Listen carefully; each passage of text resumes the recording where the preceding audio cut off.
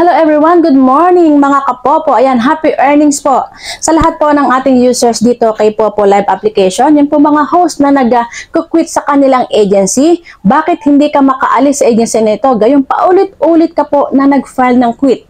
Ayun ang mali. Kasi po, yan ang lalabas sa option sa agent, yan ang lalabas sa inyong conversation. Once na ikaw ay nag-file ng quit ng paulit-ulit sa loob po ng 14 to 30 days, hindi ka po lalo makakaalis sa agency na yan. Okay? So, yung ibang agency nga, hindi talaga nagre-release yan. No release policy at yung iba ay nagpapabayad pa. So, hindi po ako ganon. Okay? Ang gusto ko lang pong maintindihan po ng ating mga users, host, okay, na nag-file ng quit sa kanilang mga agency or sa aking agency, huwag niyo pong paulit-ulitin ng quit. Ang pag-file ng quit is once a month lamang. Okay? And then, mababasa naman po dito, no? Napakaliwanag. Okay? C applies to leave the agency if the application has not been processed for more than 7 days. The host can leave the agency automatically or directly. Di ba? Napakalinaw. Ibig pong sabihin, huwag mong galawin itong quit na ito. Nag-quit ka ngayon, huwag mo na siyang galawin. Okay? As my rules, basta ikaw ay nag-file ng quit, huwag mong galawin yan. Within 7 days, makakalayas ka ng agency ko. Okay? Wala tayong bayad-bayad na hihingin, walang estresan, basta mag-intay ka lamang ng 7 araw after mo mag-file ng quit.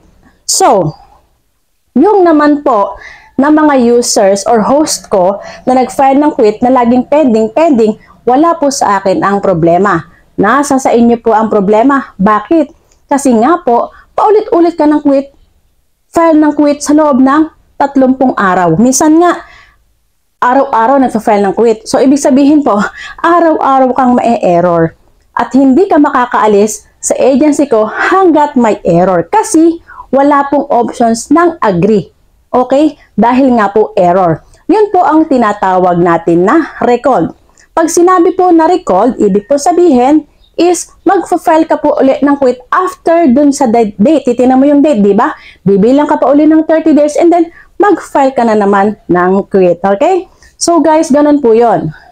Tandaan natin, pag nag-file ka ng quit sa akin, sa mga host ko especially, pag nag-file ka ng quit ngayon, okay? Within 7 days, makakalis ka. Basta huwag mo siyang galawin na. Okay? Huwag mo siyang paulit-ulitin. Hindi po ako para mag-pending ng mga file application ninyo ng quit.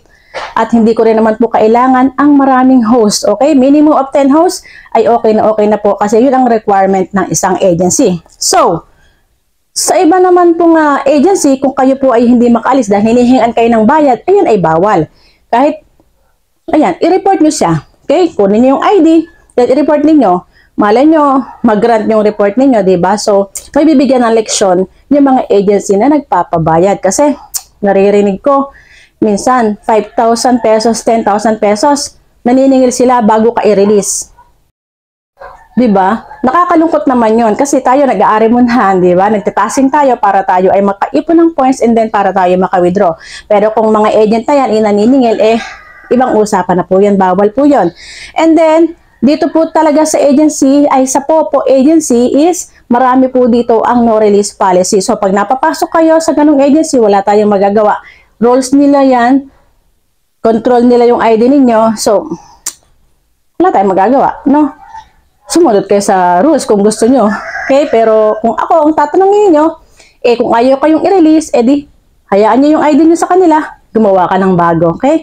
Marami naman po ang legit na paraan para makagawa ng mga legit dummy account. Right? Kung ayaw ka talagang pakawalan, di ibigay mo na sa kanya yung ID mo, gumawa ka ng bago.